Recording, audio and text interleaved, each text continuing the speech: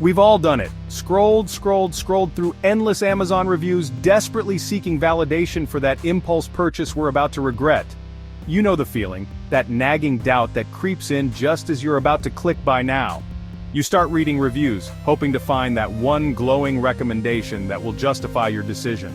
But instead, you find yourself lost in a sea of opinions, each one more contradictory than the last.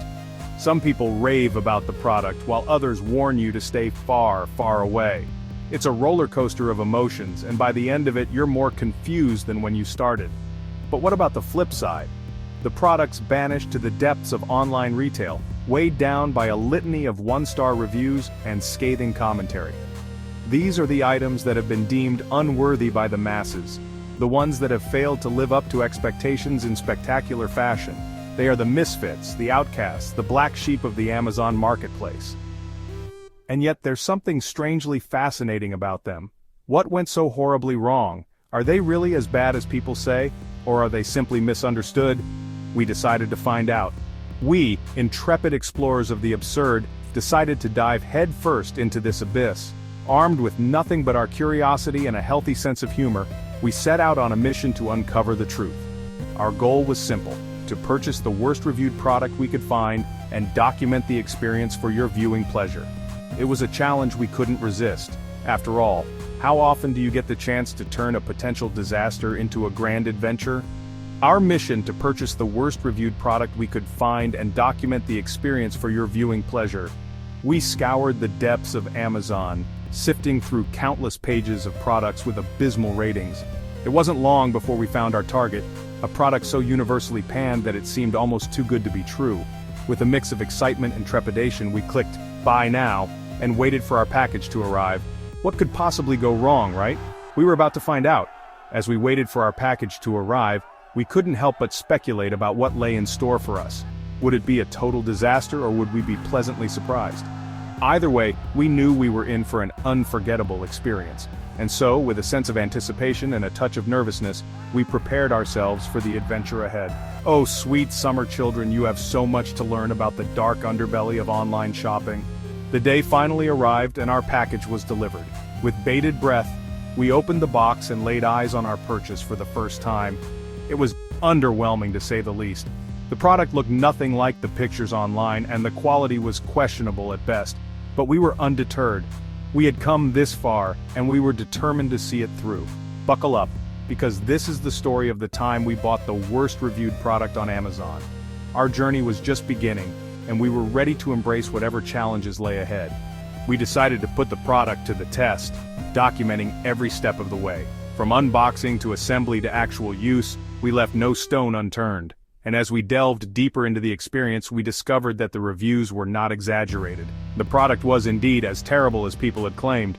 Spoiler alert, it was a journey paved with questionable culinary choices, a healthy dose of skepticism, and enough laughter to fuel a small comedy club.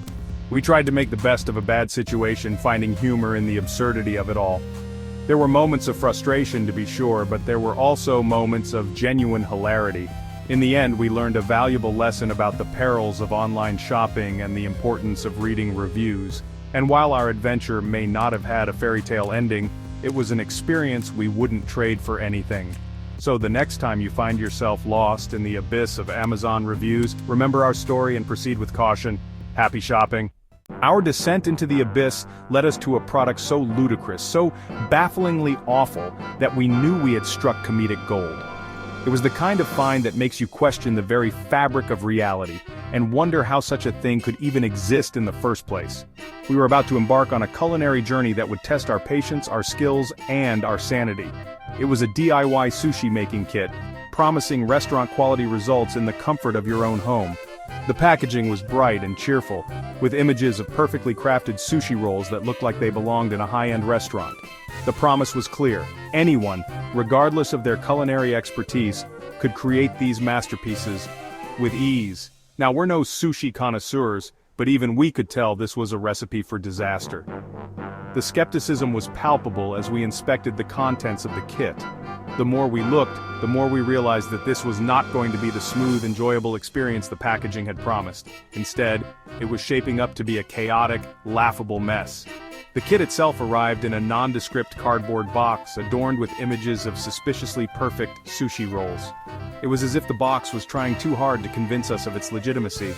The images were almost too perfect, raising our suspicions even further. We couldn't help but wonder if this was some kind of elaborate prank. Inside we found a plastic sushi rolling mat which felt flimsy and cheap to the touch. It was clear that this mat was not going to provide the sturdy support needed to roll sushi properly. The material was thin and flexible, making it difficult to imagine how it could hold up under the pressure of rolling rice and fish. A couple of rusty-looking cookie cutters shaped like fish, for reasons unknown, which seemed more suited for a child's play kitchen than a serious culinary endeavor. The rust on the cutters was alarming, raising concerns about food safety and hygiene. It was baffling to think that anyone would include such items in a kit meant for making food, and a set of instructions translated so poorly that they seemed to have originated from a parallel universe where grammar doesn't exist. The instructions were a jumbled mess of words and phrases that made little to no sense. It was as if someone had fed the original text through multiple layers of translation software, resulting in a final product that was almost comically incomprehensible. As we attempted to follow the instructions, it quickly became apparent that this was not going to be a straightforward process. The steps were confusing and contradictory, leaving us more bewildered with each passing moment. It was a struggle to make sense of the directions, and our attempts to create sushi were met with one failure after another.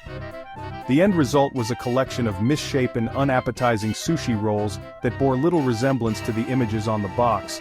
Our creations were lumpy and uneven, with rice spilling out from all sides. The fish was poorly cut and unevenly distributed, making the rolls look more like a science experiment gone wrong than a culinary delight. In the end, we were left with a mess to clean up and a sense of bewilderment at how something so seemingly simple could go so horribly wrong. The kit had promised an easy, enjoyable experience, but what we got was a frustrating, laughable disaster. It was a culinary nightmare in cardboard, and one that we won't soon forget. The Amazon reviews for this culinary abomination were a sight to behold. They painted a picture of kitchen disasters of epic proportions, a symphony of shattered dreams and wasted avocado. "This product is a crime against sushi," one reviewer lamented. Another simply wrote, "Run, just run." We chuckled at the tales of sticky rice disasters, seaweed tears, and sushi rolls that resembled abstract sculptures rather than edible food. Little did we know, we were about to add our own chapter to this saga of culinary woe. Armed with a healthy dose of trepidation and a camera crew ready to capture the inevitable chaos, we embarked on a culinary adventure that would test our patience, skills, and sanity. Our mission? To create sushi using only a microwave. It sounded simple enough on paper, but we quickly realized that this was no ordinary cooking challenge. The first step was to gather our ingredients and prepare for the task ahead. The kitchen buzzed with nervous energy as we laid out the seaweed, fish, and rice. Little did we know this was just the calm before the storm. The instructions, as promised, were a masterpiece of ambiguity. They were filled with vague terms and unclear steps that left us scratching our heads. "Cook the rice until translucent," it said. But what exactly did that mean? We were about to find out. We placed the rice in the microwave, setting the timer, and hoping for the best. As the seconds ticked by, we peered through the microwave door trying to determine if the rice was indeed becoming translucent. It was a guessing game, and we were the reluctant players. The term translucent turned out to be highly subjective in the world of microwavable rice. Was it supposed to be slightly see-through, or just less opaque? We debated this as the rice continued to cook, each of us offering our own interpretation of the elusive term. As we soldiered on, our kitchen slowly transformed into a war zone of sticky rice, rogue seaweed, and scattered ingredients. The once pristine countertops were now a chaotic mess, and we were in the thick of it, determined to see this through. The fish, too, seemed to be judging our every move. Its cold, unblinking eyes watched as we fumbled with the ingredients, adding to our growing sense of frustration. We couldn't help but feel that the fish knew we were out of our depth. The cookie cutters, as predicted, were utterly useless. We had hoped they would help us shape the sushi into neat, uniform pieces, but they only added to the chaos. The rice stuck to the cutters, refusing to cooperate, and our attempts at precision were met with failure. The sushi rolling mat, however, proved to be a worthy adversary. It put up a valiant fight against our attempts to coax it into a cylindrical shape. Each roll was a battle, with the mat resisting our every move. Our hands struggled to keep the ingredients in place as we rolled, unrolled, and re-rolled the sushi. The mat seemed to have a mind of its own, determined to thwart our efforts at every turn, but we pressed on, driven by a mix of stubbornness and a desire to succeed. Despite the challenges, there were moments of laughter and camaraderie. We found humor in our mistakes and bonded over the shared experience of culinary chaos. The kitchen, though messy, was filled with the sounds of laughter and the occasional exclamation of triumph. In the end, our sushi may not have been perfect, but it was a testament to our perseverance and teamwork. We admired our handiwork, proud of what we had accomplished despite the odds. Our descent into microwave madness had been a wild ride, but it was one we wouldn't soon forget. As we sat down to enjoy the fruits of our labor, we reflected on the journey. It had been a test of patience, creativity, and resilience. And while our sushi might not win any awards, it was a delicious reminder that sometimes the process is just as important as the end result. With each bite, we tasted not just the flavors of the ingredients, but the effort and determination that had gone into making it. Our descent into microwave madness had brought us closer together, and for that, we were grateful.